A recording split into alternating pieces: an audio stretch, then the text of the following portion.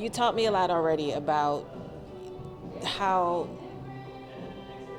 this business runs a little bit in terms of banking and taxes and things like that. So I want you to give our viewers an understanding of just how this change from Schedule 1 to Schedule 3 could or couldn't really impact you as a business. Well, I wish I knew, and there's always so much press about schedule changes. I always say I'm not holding my breath because the difference between Washington and this sales floor is a long way in many ways. Well, banking has been easier since there's MAPS Credit Union, which is a legal way for people in the cannabis industry to bank for several years now.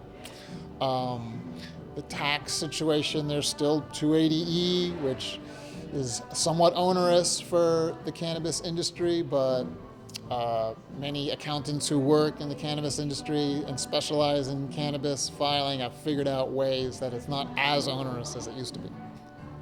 And so the fact that it could be classified differently, not as, say, a heroin, but more so like a Tylenol, and even be more accessible medically, it's not making it legal federally, but is it a step? I don't know if it'll be better or worse.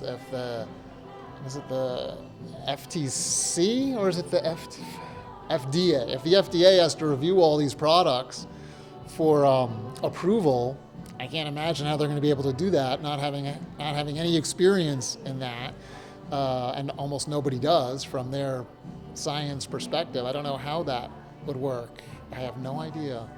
But as a small business person, the unknown is always scary. So in a way, like finding out this news that something might change is a little scary. But I don't think they'll try to upset. I don't think they'll try to upset the whole industry. But they might accidentally and then have to backpedal to make it work. Well, Lawrence, we know recently there was a robbery here, and money can be the safety of your money. Is that not a concern for you?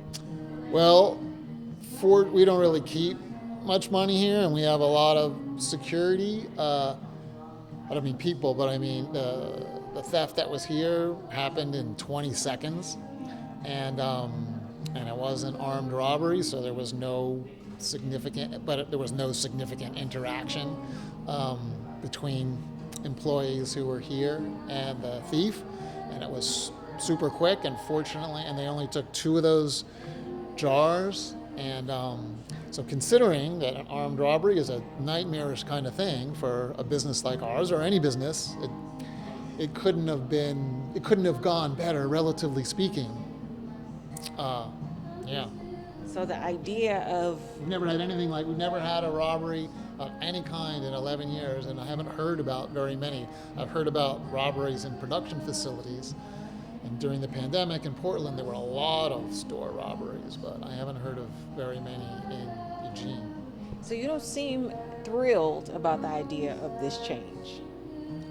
To me, it's just another, there's so many headaches in this industry and challenges to deal with.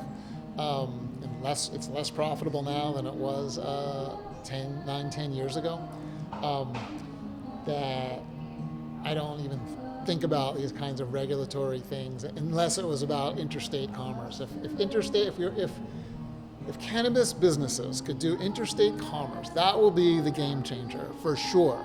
But that's only if it's federally legal. It would have to be federally legal, and whatever it would be regulated like alcohol, which is obviously goes across, and tobacco, which go across state lines. And that would be the game changer, because then most people don't realize that cannabis is local to Oregon. There's very few companies that are able to operate between states. Sometimes they can own different chains of stores, multi-state operators they call them, but they're few, and not always successful. You said, Lawrence, that it's not as profitable as it was 9 years ago. Why? Why is that? That would just be high supply.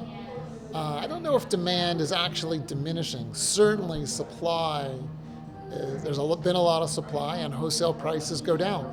And the consumers are benefited by that. They get better prices because we don't just keep marking up. We mark up a certain amount, so if wholesale prices go down, and our retail prices end up coming down a bit with them. Will you be looking out to see if the president signs this executive order? I saw something in my feed this morning that it was on the table.